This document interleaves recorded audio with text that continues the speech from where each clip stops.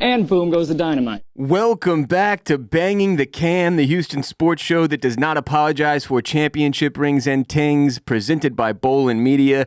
I am your host, Ross Bolen, and holy shit, what a game. What a game. We have seen a lot of wild stuff during this 7-year run as Houston Astros fans, but Game 5 against the Rangers in Arlington, it's up there with the wildest things we've ever seen. Really, in Houston sports history, this game had everything that you could possibly ask for, at least if you're an Astros fan. So let's get into it. First, you've got Alex Bregman. He homers with 2 outs in the top of the first inning to make it 1-0. Now, whoever scores first in this series has won every single game. Obviously, the home team has failed to win a single game in this series. Astros dropped the first 2 in Houston, and as we now know, the Arlington Rangers would drop the next 3 in Arlington. Huge home run from Breggy just to set the tone. He's had a fantastic postseason on both sides of the ball, offensively and defensively. Bregman has been unbelievable. Give him his credit. Huge to set the tone in the top of the first with that homer, making it 1-0. Takes a lot of pressure off JV, off Justin Verlander, our starter, who, as we all know, really those first 2 innings are stereotypically when JV struggles a bit. So if you can get a lead, take some of that pressure off him, that is big. Verlander, another big moment. He gets out of the bottom of the 3rd inning with no damage after having runners on first and third with 1 out. Through the first really 4 innings, Verlander looked like he might be he wasn't going to give up a run. Things were going really, really well. Then, in the bottom of the 5th, Lowe connects on a Verlander fastball, and he seemed to surprise even himself with an opposite field home run. Suddenly the game is tied at 1-1. And this is when your nerves really set in if you're an Astros fan like me. I was kind of a mess from pretty much this point on. The tension, the suspense, the nerves, they just built from here. Bottom of the 5th, that home run to tie the game. The next 4 innings were just utter and complete chaos. So top of the 6th, Seager, the Rangers shortstop, he boots an Abreu line drive into center field. Bregman scores. We retake the lead. It's 2-1 Astros. Huge moment, huge break in the Astros' favor, which we had a couple of this game. We had a couple that went the other way too, but that was a big one. Seager booting that ball that Abreu hit. Tough bounce. Obviously a difficult play to make if you're the shortstop. Big moment for the Astros to get back on top 2-1. Then, in the bottom of the 6th inning, what we all thought was probably the biggest moment of the game. What, when it happened, felt like a backbreaker for the Rangers. Adolis Garcia hits a 3-run bomb off Justin Verlander. Verlander makes a mistake. Adolis takes advantage. Crushes it. 3-run bomb, and he pimps the shit out of it. He walks out of the batter's box holding the bat. He walks almost halfway to first base before spiking the bat, celebrating basically around the bases, and then stomps on home plate. This is obviously a huge moment for multiple reasons. Now, this is when I took a gummy because I was like, oh no, we're down 4-2. I don't know how to feel about this. Like, it was such a big momentum swing in the opposite direction that I was like, I got to take an edible, because if things go poorly the rest of the way, I want to feel happy. I want to be able to move on with my night. I want to get some good sleep. It's Friday night. I don't want this to ruin my entire life. So in my head, this was a good decision. I was like, the baby's asleep. It's edible time. Daddy's going to try to disconnect from reality a bit so that he can survive the rest of this baseball game. Now, historically, as they repeatedly mentioned during the broadcast, teams that win Game 5 in a 2-2 series go on to win 70+% of the time. This is the biggest game. Like, if you win this game, your chances of going back to the World Series, or in the case of the Rangers, going to the World Series, are huge. Huge. So when he hit that home run, there was nobody besides this Astros team who wasn't a little shook.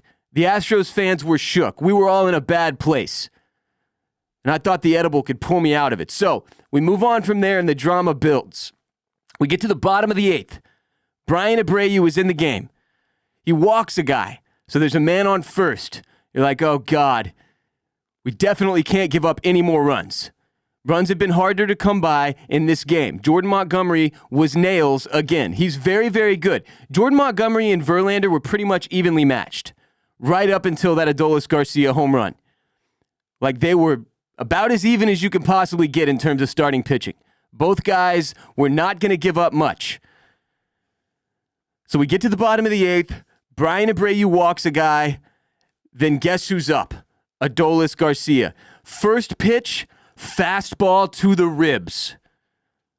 And all hell breaks loose. Adolis immediately turns around, goes apeshit on Maldonado. The bench is clear. Abreu gets ejected. They inform Dusty Baker that Abreu is being ejected. Dusty goes apeshit. He gets ejected. Adolis Garcia gets ejected. And let's talk about this for a second, because this is a huge moment, a huge turning point in not only the series, but the season, and really, potentially, in the Astros' 7-year dynasty run. In my opinion, there is absolutely no chance that Brian Abreu hits Adolis Garcia on purpose. I cannot buy that. Now, I realize the umpires have a very difficult decision to make because they're trying to keep this game from spiraling out of control in terms of emotions and potential fights, and the bench is clearing repeatedly. Like, they're trying to keep control of the game. I understand that argument, but in my opinion, in a 2-2 ALCS with a guy already on first base and no outs, it would be absolutely idiotic for Brian Abreu to intentionally put Adolis Garcia on base. So now there are 2 guys on with no outs. We're down 2 runs. It's a 2-2 series. This is the World Series on the line. We're trying to get to the ultimate place in baseball for the 3rd consecutive season. Why in the name of God would he peg this man on purpose? Now, the counter argument is obviously, well, Adolis pimped the shit out of that home run. Do you know how many times these guys have had to watch opposing players pimp home runs over the last 7 years? I really don't think that they were bothered by that. If you watched all the post-game interviews from Verlander to Dusty Baker to Maldonado, pretty much everybody came out and said, yeah, we didn't care. It was the biggest home run of Adolis' career, in Justin Verlander's words. And I don't think he meant that as a slight. I think he meant that as a way to validate the fact that the man celebrated the way he did.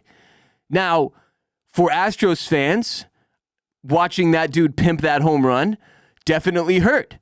Because we don't really have guys that do, like Correa was our main home run pimper back in the day, few years back, right? Correa would pimp a home run on occasion and really show guys up. Now, if you don't know much about baseball, or maybe you're a new fan, part of the massive bandwagon that has been built over the last several years, when your pitcher, if you're Brian Abreu, there's an argument to be made that you saw Justin Verlander get disrespected, so you threw at the guy. Because that is what pitchers are supposed to do. Even back in high school, if I'm coming in relief and I'm facing a guy that earlier in the game showed up my starting pitcher, and it's not that important of a game, regular season or some shit, maybe we have a lead, yeah, I'm going to throw at him. That's how baseball works. That's part of the game. Now, it changes a little bit when you get up to the professional level because these dudes are throwing heat, and you don't want anybody to get injured getting hit by a pitch.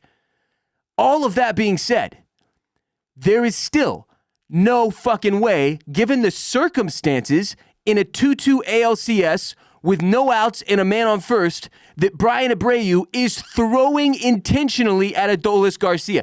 It is just not realistic. But to just counter back to the other place, if you pimp a home run the way that Adolis did, you have to know, there's a chance there will be retribution for this. For every action, there is an equal and opposite reaction. So I didn't like the way Bruce Bochy and the Rangers seemed to take offense. I certainly didn't like the way Adolis got in Maldonado's face like it was Maldonado's fault. The dude lost control of a 90-plus mile-an-hour fastball, which is not that difficult to do when you throw that hard. Maldonado called for the fucking pitch to be outside. He just lost control of the ball. He lost that pitch. So for him to turn around and immediately go at Maldonado, obviously, I think that was the result of what went on earlier in the season between the Astros and Rangers, but there was just a bunch of really poor decisions made here. And you could argue, as Martin Maldonado did after the game, that Adolis Garcia ended up accidentally sparking the Astros clubhouse, getting the energy up, pissing them off. Really, the umpires did even more to piss them off by ejecting Brian Abreu, ejecting Dusty Baker. So now you've got a fired up bunch of dudes who have been here a whole bunch of times that want to make shit happen. So all in all, it goes our way. But in the moment, just judging it as it was, this was ridiculous. It was ridiculous. It was ridiculous. It went our way, so it's great. I'm happy with it. Whatever. But like the Abreu ejection was nuts. I didn't understand why they did it. I understand why they ejected Adolis Garcia. If they ejected Abreu, they got to eject him because he's the one who escalated the situation. He's the one who caused the benches to clear. If he just runs down to first, probably none of this happens. Maybe we have a totally different game. Presley doesn't even come in the eighth. Who knows how this thing ends up? So all things considered, we should really be thanking Adolis for losing his mind and causing all of that to occur. Dusty Baker clearly almost gets thrown out on purpose. As a manager, when you see this go down, your team is now on the ropes, down 4-2. You're having to bring your closer in an inning early because they just ejected your middle reliever. You got to go apeshit on the umps. You got to lose your fucking mind. You got to get thrown out to try to spark something in the clubhouse as well, in that dugout. And he did that. So, like, I mean, the thing is, if you've been watching Dusty Baker for a long time, which I have, he doesn't get mad like this. He's pretty even keel, rarely loses his cool. So that's how you know this was a terrible decision by the umpires. Again, this all worked out in our favor, but in the moment, that drama was insane. I was about to have to be committed. Like, I was so fucking angry that they got rid of it. They ejected Abreu, that Dusty was having to stand up for the team, that things were going the way they did. We're losing by 2 runs. Now there are 2 guys on, first and second, and you're having to bring Presley in with no outs in the 8th inning. It was, in the moment, a fucking disaster. One that I wasn't sure we would recover from. So you've got the 2 ejections. You got to bring Presley in. Presley comes in and doesn't surrender a run in the bottom of the 8th with runners eventually on first and third. I cannot say enough. It's getting lost in the shuffle of all the other madness that happened. But there are a couple guys. One of them is Ryan Presley. One of them is Greg Kessinger, whatever his name is, the dude who came in at shortstop later on, who never even fucking plays. Those were 2 enormous performances right there. You can also say a lot about Diaz, about Singleton, which I will in a moment. But Ryan Presley coming in that 8th inning when the wheels are coming off the fucking train. The train is exiting the tracks. All hell is breaking loose. Nothing is going right. Keeping his cool and recording 6 consecutive outs to close this thing out for the Astros was... Presley's done some really impressive stuff over the last several years. This was one of the most impressive things I've ever seen from a closer. Just to come in composed, keep his cool, and you could see the adrenaline he had going by the end of the game. They interviewed him 20 minutes after the game was over, and Presley still had game-time adrenaline pumping through his veins. You could see it in his eyes. It was incredible. Presley, one of the MVPs of this game. You obviously have to give MVP of the game to Jose Altuve, but if you're not giving it to him, you got to give it to Ryan Presley, because what he came in and accomplished there was unreal, and that dude that's America's closer right there. That's America's closer. And you could see how much it meant to him when that final pitch was recorded, that final out was recorded, and he went, "Let's fucking go. This is my job." It was incredible. And that's a big moment moving forward, too, for Presley, to be able to keep that positivity, that confidence in his pocket as we play out the rest of this series and see what comes next? Enormous from Ryan Pressly. Let's go to the top of the ninth. So all of a sudden, there's no Dusty Baker. He's gone. Back in the fucking locker room. He's been ejected, right? They pinch hit Yanier Diaz for Jeremy Pena. So now Pena's out of the game, which is how you end up with Kessinger at shortstop in the ninth inning. They pinch hit Diaz for Pena, which I thought they would do Diaz for Maldonado. So in the moment, I was like, wait, Jeremy Pena? Why are we pinch hitting for Pena? Diaz comes in, gets a singles into left field. Then John Singleton, who has not had an at-bat in the postseason, who really did not do much after that 2-home run game he had a few months ago. He didn't get a lot of playing time, but also when he did, didn't seem like he was seeing the ball that well. John Singleton, Big John, comes in and pinch hits for Maldonado. So you got 2 consecutive pinch hitters between Yanier Diaz and John Singleton. Singleton, enormous at-bat, does not even swing, forces their closer to throw strikes, which he cannot do, walks John Singleton on first base. So now you've got no outs, Singleton on first, Diaz on second, and Jose Altuve steps into the box. And at this point, every single baseball fan in the world who is tuned in for this game is thinking the same thing. There's no way, right? Surely he can't do it again, right? With all the big moments this little man has had in his career, they've got to know better than to throw him something he could do damage with, right? Wrong. It's happening. You better believe it. And when Jose Altuve homered with no outs in the top of the ninth inning to give the Astros a 5-4 lead, was one of the largest moments of personal celebration I have participated in my sports viewing life. I jumped off my couch, I ripped off my shirt, I spiked it into my kitchen table, and I was yelling, "He fucking did it! He fucking did it!" Granted, I've got a 9-month son asleep upstairs. My wife is on the couch with her laptop out trying to get some work done because we grind in my family. She doesn't even know what to make of what's happening with me. I'm losing it, going completely nuts.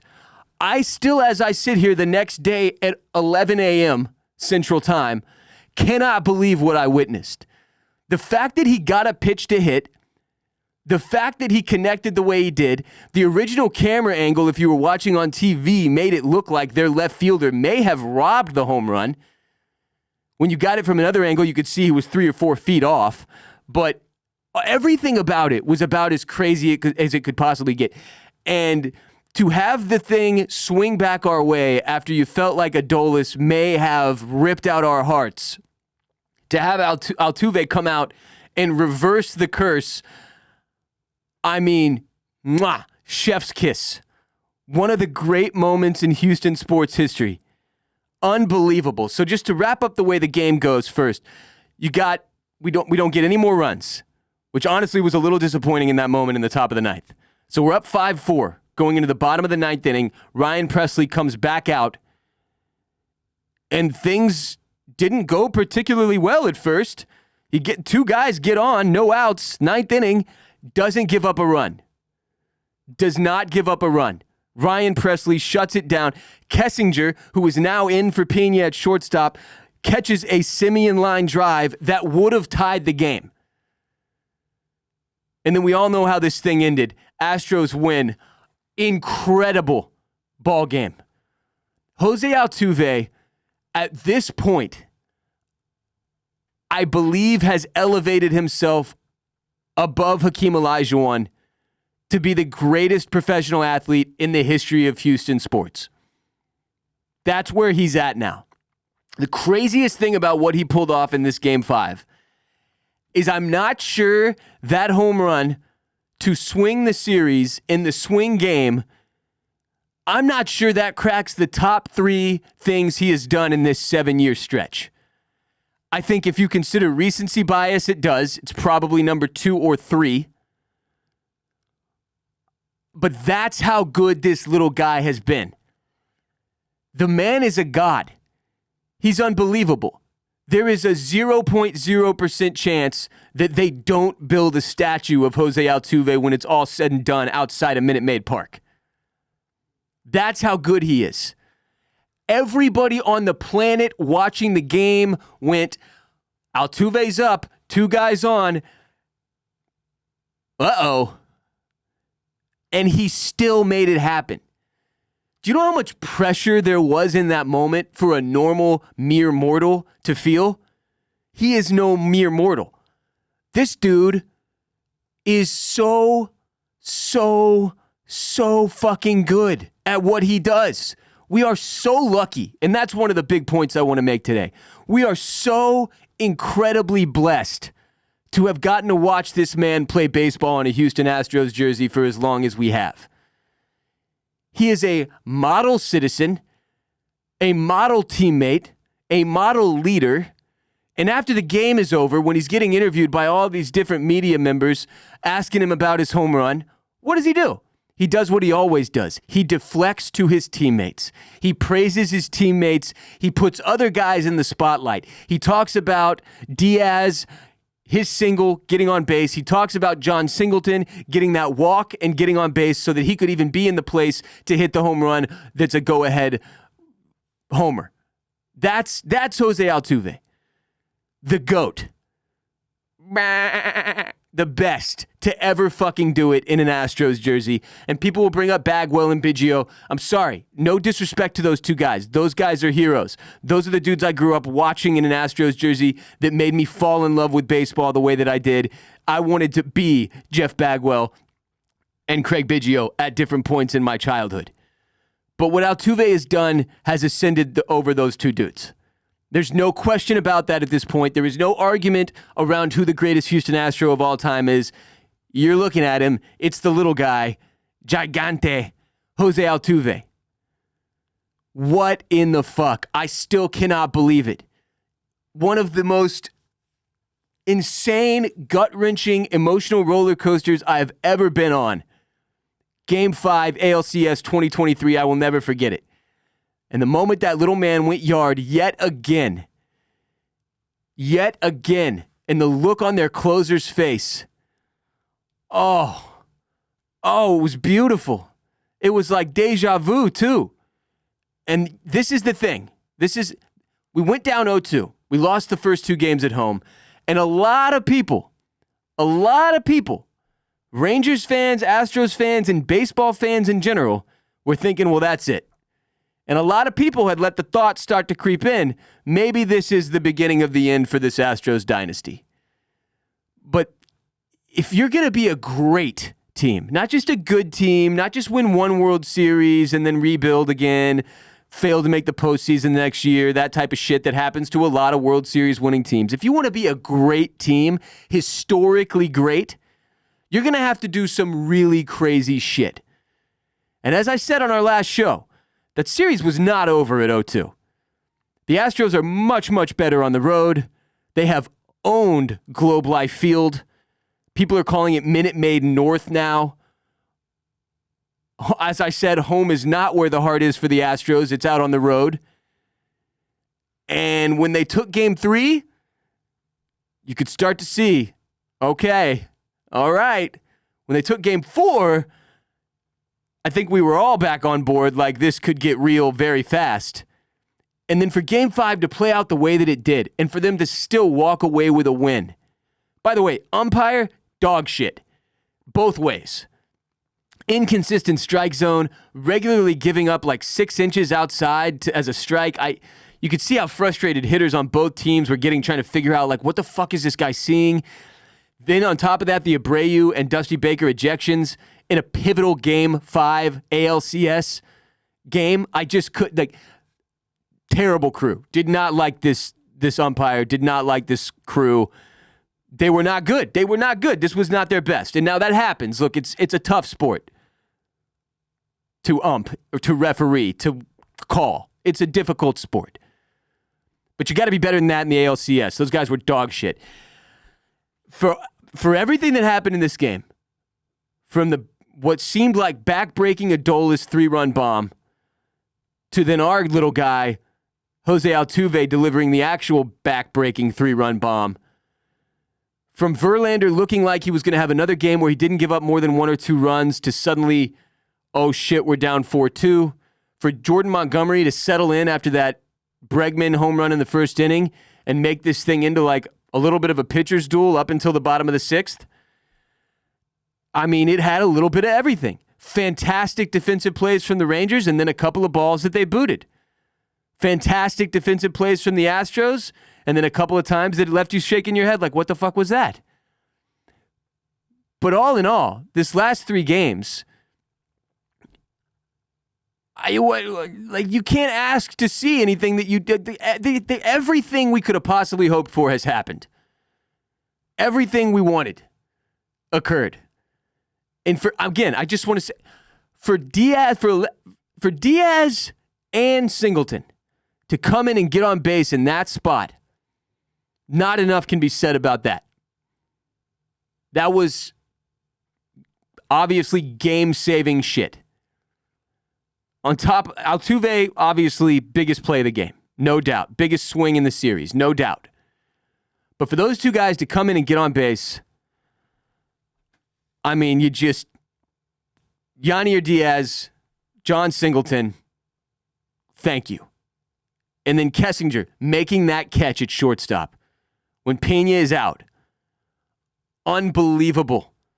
Unbelievable play to keep the game from getting tied up right there. And Ryan Pressly, heart of a lion, the dude is just incredible. And people are out there saying, like, I heard some people last night, like, Pressly was awesome. I still get nervous when he comes in.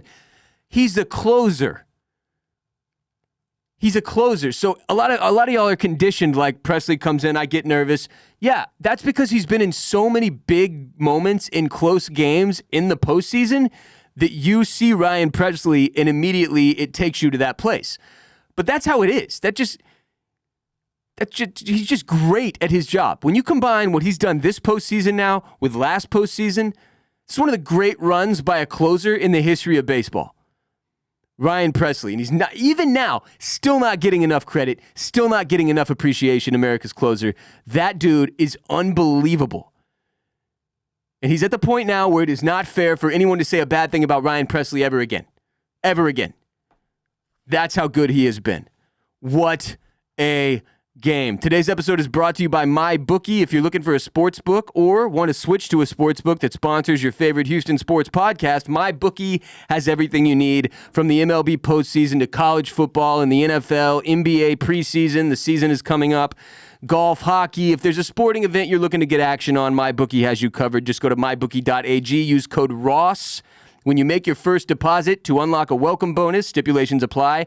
As a bettor, you demand perfection, and MyBookie delivers. NFL, college football, and a brand new cash-out system to give you options to bet and win all season long. First 2 legs of your parlay hit, cash out early and use the funds on another bet, or let it ride for the chance at a bigger payday. Join the MyBookie family for an entire season filled with odds boosts, free bets, and super contests. To get started, just go to mybookie.ag now. Register for an account for free.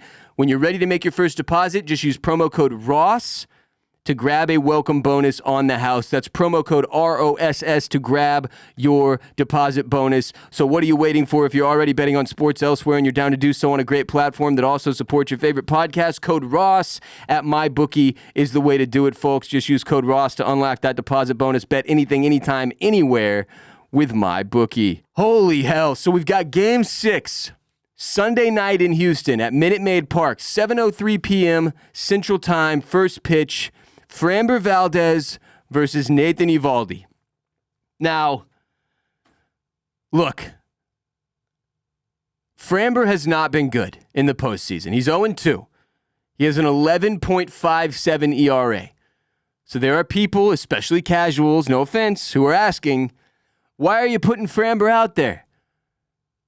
Well, one, he's up next in the rotation. He's next. All right. So you gotta make a tough choice here. You got to make a tough choice. You got to run Framber out there because you do not want to put yourself in a position where you're burning Christian Javier a day early. Let him get his rest. You've got Javier ready for Game 7 if it's necessary, which I would note it absolutely cannot be. You cannot lose Game 6. Now, this is going to be 4 games in a row that have been must-win for the Astros. You can't lose Game 3. You can't lose Game 4. You can't lose Game 5, and you don't lose any of them. But rolling into Game 6, we saw how this plays out. 2019 World Series, Washington Nationals, the home team could not win a game. And we ended up losing in Game 7, and I was sitting there in the friends and family section with Presley's wife at that point with a fucking wristband on to go celebrate on the field if the Astros pull off the win, and they didn't. One of the biggest, most brutal sports moments of my life right there. 2019 World Series. At one of the lowest points of my life, period, when you consider everything else I had going on personally at that point. Now, a lot has changed since 2019, and that's my next point. This team knows they've got to get it done Game 6 at home on Sunday night. Phillies and the Diamondbacks are tied up 2-2. They're going to be beating the shit out of each other for a few more games. The Astros have got to go out in Game 6 and close the door. End this shit now. And I personally, I know we're all shook by Framber's performance this postseason, but here's the thing. We've all seen what Framber Valdez is capable of in the postseason. If you watched in 2022, he was, without argument, our ace. He was better than Justin Verlander. And we all expected he would be that guy going into this year. He wasn't. He had a tough regular season. He's had a tough first 2 games of the postseason. But I have to believe that he will be ready for this Game 6 on Sunday night. I have to believe that Framber Valdez realizes what's on the line. I have to believe that he'll get himself mentally right, that he'll have the right fucking shoes on in the first inning, and that he'll come out and make sure we've got a chance to end this thing in Game 6. I have to believe it. Eovaldi is good, but we rocked Eovaldi once during the regular season. He's not unhittable. You have to think he'll probably bring his best stuff, but also, this is going to be an incredibly high-pressure situation for the Rangers. These two teams, the difference so far has really been experience, and the Astros have a ton of postseason experience over the last 7 years. The Rangers have 0. This is their first time back, and it has showed. The Astros' poise, as David Ortiz has harped on in the postgame over and over and over and over, is what makes them special. Their ability to be ready for the moment, to keep their composure, and to stay even keel through even the most insane, intense situations is what makes them an all-time great baseball team. I think that element, the Astros' poise and composure versus the Rangers and all the pressure that's going to be on both sides, is going to be the difference maker in Game 6. We're all worried, going back to Minute Maid, can't we just stay at Globe Life? Can't we just stay in Arlington? I don't think any of that shit about the Astros playing poorly at home is going to matter in Game 6. Because the crowd is going to be amped the fuck up. When you give the fans something like Altuve did in Game 5, a go-ahead 3-run bomb in the top of the 9th inning, when you have a historic moment like that on the road before you go back home in a closeout situation to get back to the World Series for the 3rd consecutive year, your fans are going to bring the energy. We've seen what Minute Maid Park can look like when that place is rocking, and that's what it's going to look like on Sunday night. There's no doubt in my mind. And I think the Astros are going to be able to take the momentum from this massive, massive 3-game winning streak on the road in Arlington and say, no more, today is the day, and close it out. Now, just to give the Rangers some credit, this is a very good offensive team. Their weakness is, as we've seen, the bullpen. They've got one really 2 good starting pitchers, but one that I think is like ace material in Jordan Montgomery. Then they've got Nathan Eovaldi, who's one step below that to me personally. I know he's considered an ace, but I've just seen us do damage to him before in a way that made me think, like, I'm not scared of this guy. Their bullpen is dog shit. Incredibly unreliable. Like Chapman, you think that guy's getting away with another couple of outs without yielding a run? I don't think so. And by the way, for all the Rangers fans who are like, oh, Brian Abreu hit him on purpose. Major League Baseball pitchers don't lose control of their fastball. Have you watched Chapman pitch?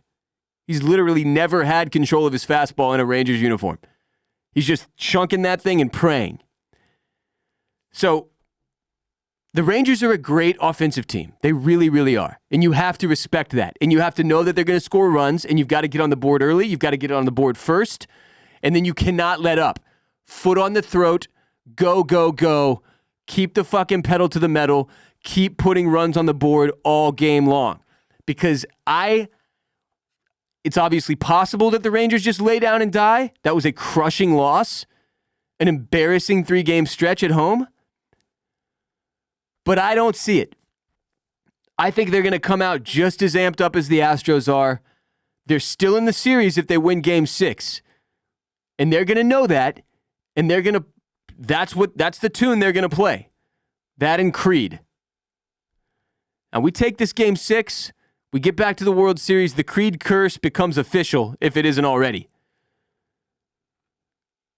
But you cannot underestimate your opponent in a situation like this. I think that's where they messed up in 2019. Because we were the better team. That was maybe the best Astros team, top to bottom, that we've seen in 2019. And we didn't get to take home any hardware because we underestimated the Washington Nationals. Now, the stakes here are even higher because this rivalry between the Astros and Rangers has been renewed. These guys do not like each other. And while, frankly, the only player on their team that I can say anything bad against at this point is Adolis, our fans hate each other. I don't hate their players. Like, I have a lot of respect for what the Rangers did this season. And frankly, for their organization on the whole. They're pretty well run, similarly to the Astros. They went through a rebuild. Now they're back. You cannot underestimate what these guys are bringing to the table. And the rivalry is at an all-time high because of how much these fans hate each other. And how much we hate the idea of the Rangers going through us to get to the World Series. Now we're in a place up 3-2 where we can close this chapter in the rivalry on a very, very high note for Astros fans. And they've got to go get it done. Got to do it Sunday. You got to do it with Framber on the mound. Think it goes without saying, you got to have a pretty fast hook for Framber. You cannot let him get into the kind of trouble he got into in Game 2. You're going to need to pull his ass out of there fairly quickly. And then you've got guys in the bullpen who have got to be ready. You got to be ready. Hector Neris, Brian Abreu, Ryan Presley, Phil Maton, Ryan Stanek. Everybody's got to be ready. Everybody's got to be ready to give their best, their A game. Mentally lock the fuck in. And you got to end this on Sunday. Because it goes to Game 7, it's a freaking coin flip. Anything can happen. Anything can happen. I would note, over the last 3 days, we went from plus 700 to win the World Series to minus 110 at a lot of sports books. I don't think I've ever seen that kind of movement. We are now the favorite to win the World Series in 2023. Not that that really has anything to do with anything, because like the Rangers were minus 500 to win this series after going up 2-0. Now look where they're at. But I'm just saying, mathematically, we're in a good spot. But you have got to get it done in Game 6. You have got to close the door. You cannot give these fuckers a chance to come back. You got to do it now. And I can't believe we're here. My brain is like half functioning right now. If I've messed up anybody's name or said anything incorrectly during the course of this episode. It took me like 4 hours to fall asleep last night, even with the gummy in my system, because I was just processing the greatness of Jose Altuve, the adrenaline of that game. I was waiting for it to fade from my bloodstream. It was unbelievable. I still can't believe what we got to watch, what we got to see. And this is what you live for as a sports fan. This golden age of Houston sports, of Houston baseball in particular, has been so much fun. And you think about how many teams never get to go to the postseason, never make it to a World Series, never get a ring.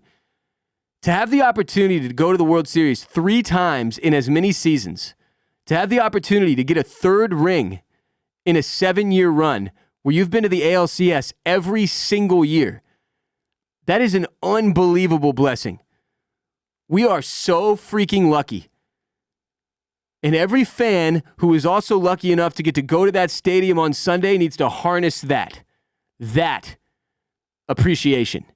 Bring that shit and be louder than you've ever been in your entire freaking life if you're lucky enough to go to this game. Because these guys have given us everything we could possibly ask for as a fan base. And credit to Jim Crane. Credit to Jeff Bagwell, by the way, who all season long, when Jose Abreu looked like a dumpster fire of a signing, he kept saying it. He'd come on the air and say it during the games, that when it came down to it, when it matters, that guy will be there. And Jose Abreu has been there. An incredible postseason from that guy. He made a pivotal defensive play last night in Game 5 where he fell on his back and then somehow threw the runner out at second still. Can't say enough about Jose Abreu and the way he's responded when the chips were down.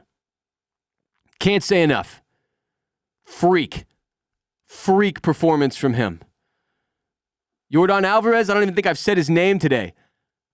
The run he is on is up there with the greatest postseason runs in the history of baseball offense. They keep showing the Carlos Beltran stats and where Alvarez is at by comparison. I mean, he's right there. This is one of the greatest postseason performances that's ever occurred that Yordan Alvarez is currently in the midst of.